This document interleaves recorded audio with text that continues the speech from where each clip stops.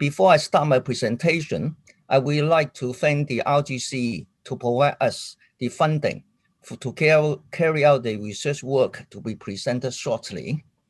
And also, I would like to acknowledge all the contributions made by my team members from University of Hong Kong and from City University Hong Kong and from the Institute of Mountain Hazards and Environment, Chinese Academy of Sciences, and also colleagues from the Hong Kong Institution of Engineers, and last but not least, for my colleagues from HKUST.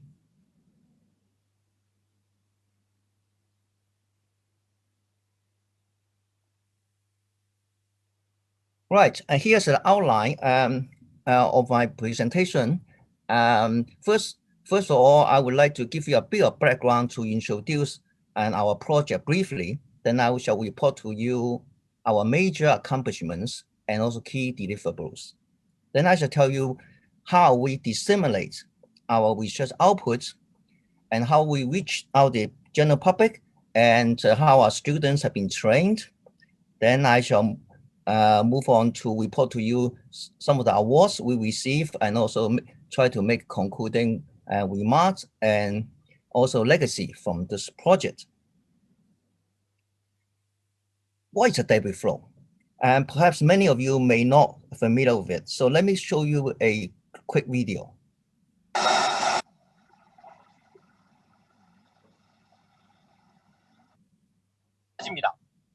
바로 앞에 있던 차량들이 순식간에 사라졌습니다. 일촉즉발의 순간, 여씨는 급히 제동장치를 밟았고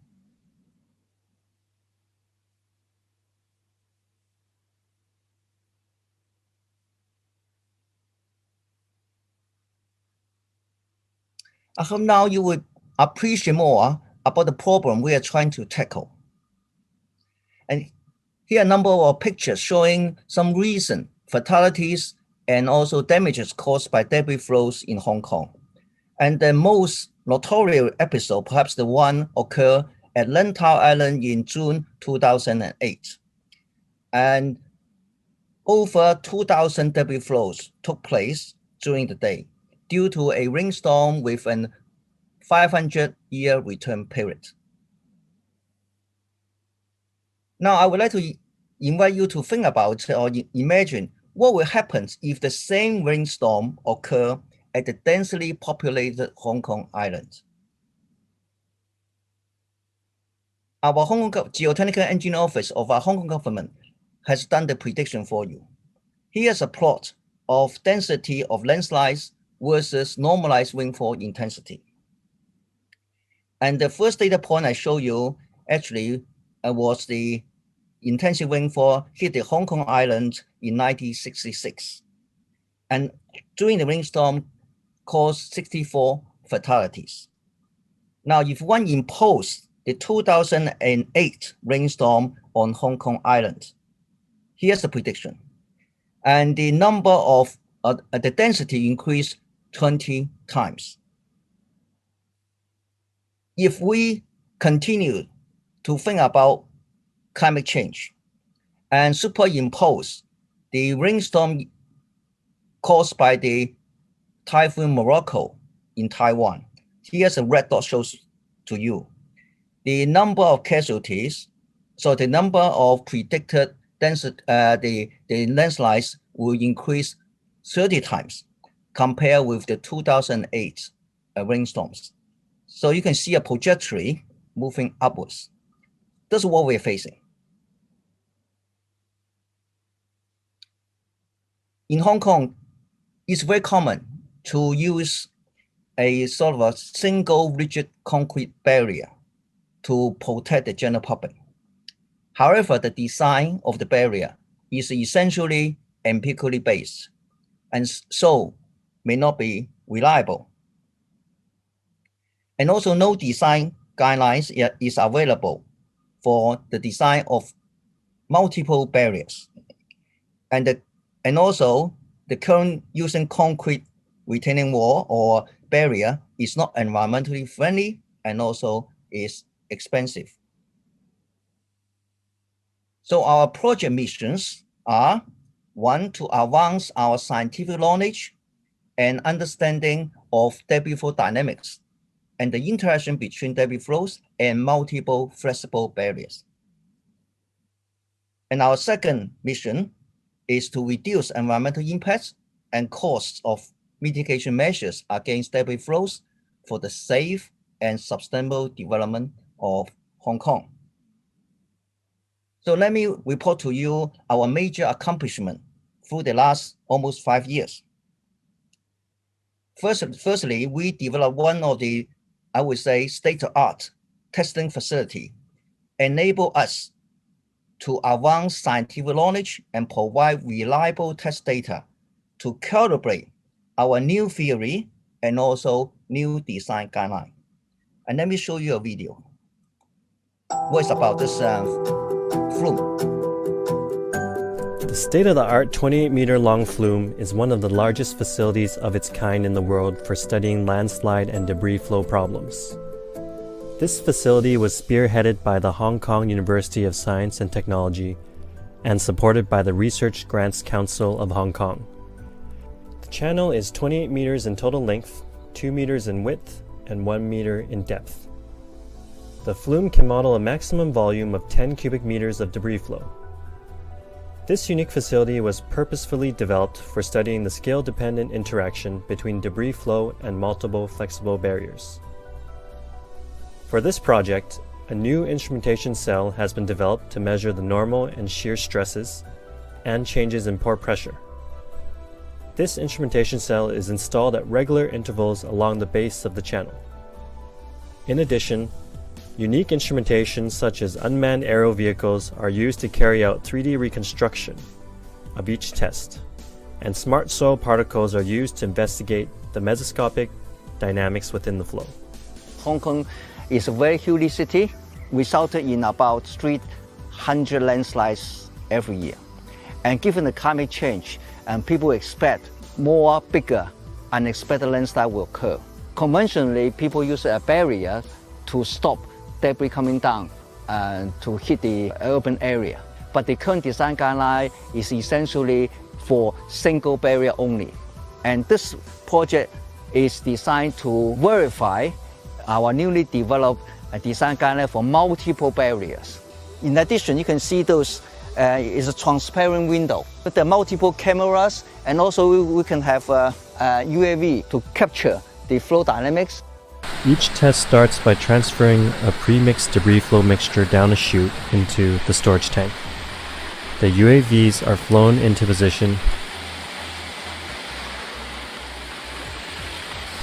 and the gate is released by lifting the mechanical arm controlled by an electric motor. The gates swing open and the debris flow is released down the channel. A UAV with a pre-programmed flight path follows the flow front. High-speed cameras are used to capture the impact dynamics on the model flexible barrier from different angles. After each test, the images captured from the UAVs are used to carry out 3D reconstruction of the arrested material behind the barrier. It provides a very good opportunity for researcher, industrial practitioner to come together to have a research on this topic. For example, the initiation of debris flow, the transportation mode of debris flow, and also the impact characteristics of debris flow, which is very important in updating our design guidelines of debris flow barriers. This film-based research will provide substantial impact to the industrial practice.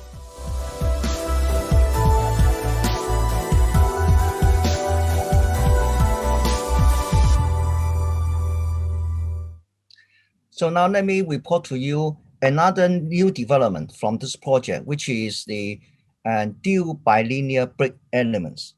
And the conventional one you can see here is a ring, and it cannot be controlled and cannot be reused after each impact. So our bilinear brick elements enable us to reuse the brick element after each impact. Perhaps the most importantly is we can adjust the characteristics of the bilinear behavior to suit different design needs. Now let me show you a comparative video to see the difference between the a test without brick element and with our new brick element. So what you are seeing on the left-hand side here is a test and without using the brick element. And what you see is the run-up behavior together with a reflected wave. Now, on the contrary, and now I'm going to show you the video on the right-hand side. And this test, or this flexible barrier was installed with our bilinear brick elements. So what you see here, very distinct, okay, rollback mechanisms took place during the impact, which was the first time we discovered, okay, and which is very important to help us to understand the impact behavior, okay, of flexible barrier, how the energy dissipates through this internal shearing of the soil, and hence help us to improve our design guideline.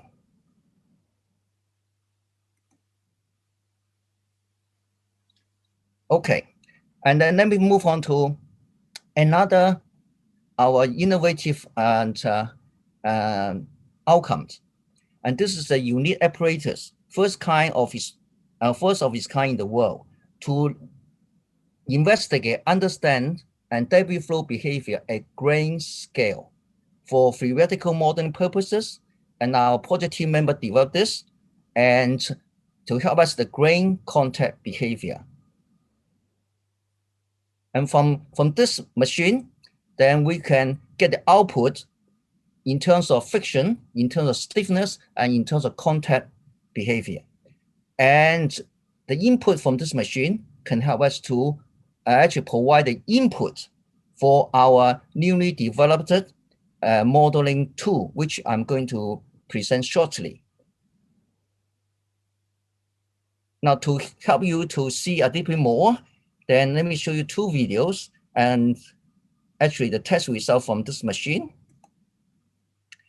And one is it's very slow, we're just about to see, is a splitting mechanisms. And then let me show you another video, how to understand under what circumstances actually causing, you can see very explosive crushing mechanism. With this understanding, input can go into our newly developed so-called DEM-CFD computational platform developed by my colleagues at HKUST. And this is unique and to model granular behavior using DEM method and coupled together with computational fluid dynamics for simulating the fluid behavior, or we call slurry. And with this platform, we can calculate one-out distance of debris flow, for instance, and their impact behavior at the barriers, and hence assist us to design new guidelines on a scientific basis.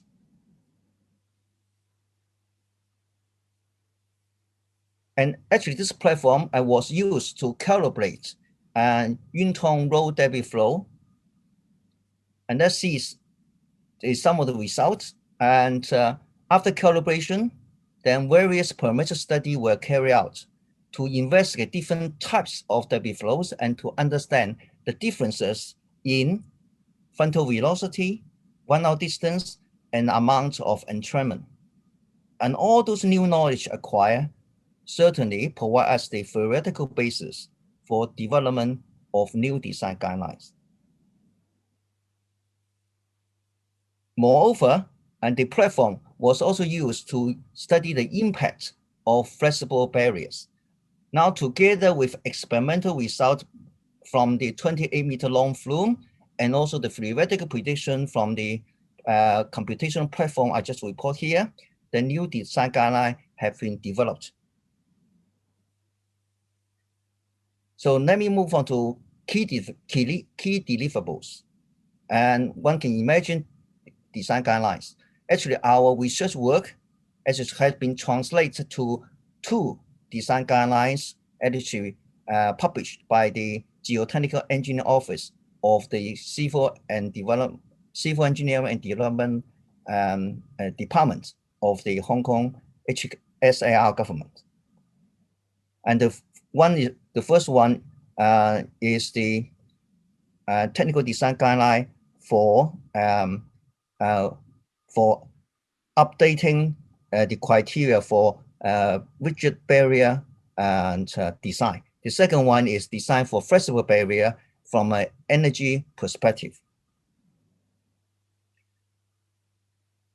And also, we promote our design recommendation for single and dual barrier, dual and debris flow barriers with and without basal clearance. And at the 5th World Landslide Forum, which is organized by UNESCO. And also we promote our design guideline, okay, design recommendation for impact behavior and with different barriers threshold rigidity, okay. And actually the conference was postponed because of the pandemic to next year. In addition, we also provide design guidelines for engineers or for designers to select different plant types, okay, control and facilitate woody regeneration, and also to choose optimum time for ecological and restoration work after a debris flow. And this is work done by my team members from University of Hong Kong.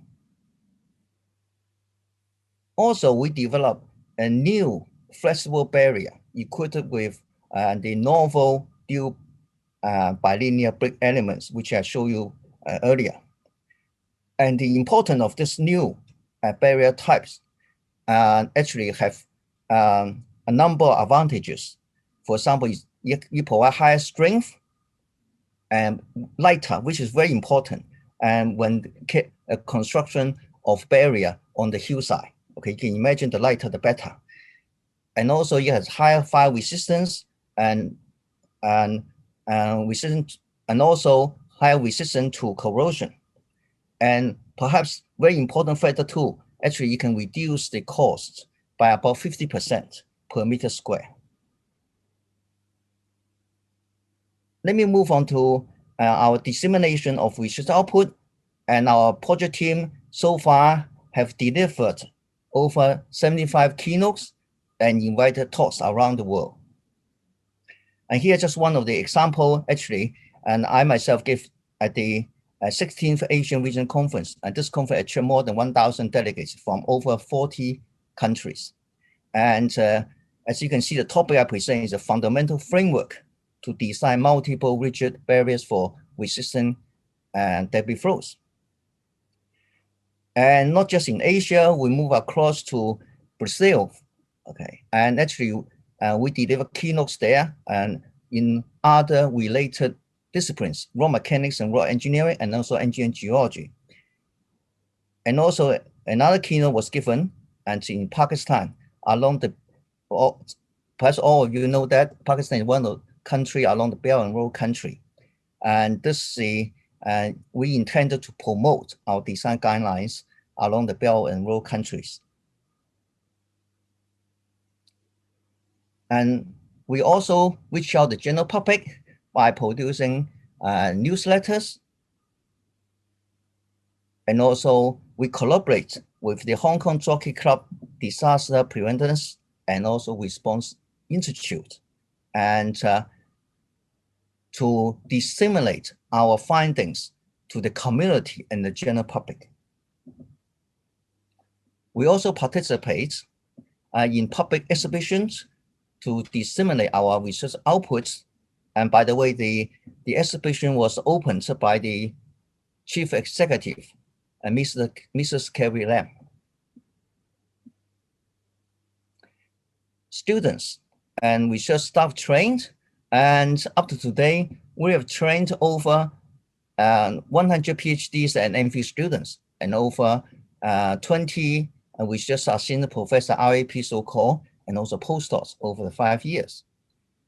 And Here, just showing a table, some of the representative PhDs and postdoc trained. And one particular person I'd like to name is Professor Kevin Choi. Actually, he's one of inverted comma products from this project. And through his significant contribution and research accomplishment, actually, he got a position at University of Hong Kong. And later on, he will be the facilitator for this presentation. And also some other former PhD students, for example, Zhou Chao got a position at the assistant professor at PolyU, and also Dr. Choi Yifei, an assistant professor in Tsinghua University, and so on. Awards. And our students actually won many awards. Best PhD thesis from different universities, okay, got the award from the Geotechnical Division of the Hong Kong Institute of Engineers. And also we are PhD students received the award from the Association of Geotechnical and Geoenvironmental Specialists for his outstanding research performance.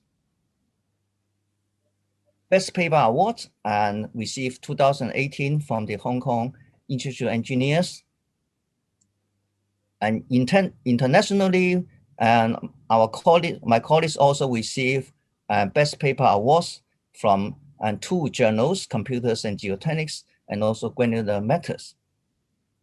More, and we also received Best Paper Awards from Canadian Geotechnical Society for one of the 3 best paper published out of about 300 papers in the Canadian Geotechnical Journal, and also Telford Premier Award from the Institution of Civil Engineers in the UK. Here's a summary of publication patterns so far. We have submitted and published about 180 papers, and together with 65 conference papers, and we delivered about 75 invited keynotes and talks, and with 8 patents either granted or filed. Sorry. Let me move on to a concluding remark. Firstly, I think we are very grateful to TRS to enable us to address the urgent and important deliverable problems in Hong Kong. And this is a university-led industry and government collaborations project, and we believe produce a lot of fruitful results.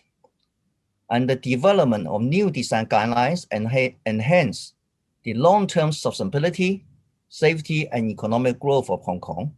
And our research output, both scientifically and practically, are beneficial to Hong Kong and beyond. And many students and research staff have been trained to enhance the human resources locally and internationally. And 2 project missions, I believe we have, those have been completed successfully. Maybe let me move on my last slide and about our legacy from the legacy of this project. And I would say with the groundwork done from the TRS project, and we were awarded an AOE project to extend our research work to cover all types of landslides, and also to make use of AI and machine learning to develop a multi-level early warning systems to save people's lives and reduce damages to the society. Also, we were invited by the Norwegian University of Science and Technology to join them as a collaborative project, all the funding from their government, and on the landslide mitigation of urbanized slopes for sustainable growth. And also, we were invited to join a prestigious research institute, a research organization, and organized by UNESCO, so that we can promote our findings from this project and also in future projects. And perhaps let me stop here. Thank you for your listening, and I will be happy to answer any questions. you may have. Thank you. One of the questions raised is, what is the plan to extend the impacts of this project to other parts of the world? And first of all, I would say thank you for the question. And debris flow is a worldwide problem. Okay, so our plan, and first of all, is through collaborations. And actually, our theme-based partner, one of them is from the Chinese Academy of Sciences, and the leading with scientists is Professor Cui Peng. And through our collaborations, I'm confident, and we can extend, okay, our research impact to countries along the Belt and Road, and thus the places actually also suffer substantially natural disasters such as debris flows. And also our plan is to provide more impact and also disseminate our research outcomes through our research students. And we purposely recruit many students from different parts of the world. And so far from this theme-based project, we have students joining us from over 15 countries. So through the student, I believe they are the best ambassador to extend our research impact and also promote further international collaborations. Another question raised is, what are the debris flow challenges that are unique to Hong Kong compared to other parts of the world? Thanks for the good question. Scientifically, and the technical challenge is the composition of the debris flow. Okay, and for Hong Kong, and also because of geological condition, and the debris flows and certainly different from other parts of the world because we are more hilly, and this resulted in much faster and debris flow speed. Okay, and normally categorized by so-called fluid number. And this is quite different from, say, European countries. And in some of the European countries, their debris flows tend to flow slower because of the slope angle. And that imposes a tremendous challenge for Hong Kong. Then how can we stop those fast-moving debris flow? And that's why in this project, we propose using multiple barriers. So in other words, we stop them right from the beginning, okay, and try to reduce the acceleration of the debris. So this is quite unique compared with many parts, those debris flow in many parts of the world. And that's what we're trying to addressing to promote, to use multiple flexible barriers. And as I mentioned earlier during my talk, and also this multiple flexible barrier can be used to blend with the natural environment very nicely. And again, this is a special characteristic of Hong Kong. Hong Kong is very small, and we don't want, and people don't want to see so many big concrete blocks and to install on top of hillsides, right? So that's why we promote a flexible barrier and to be used in Hong Kong.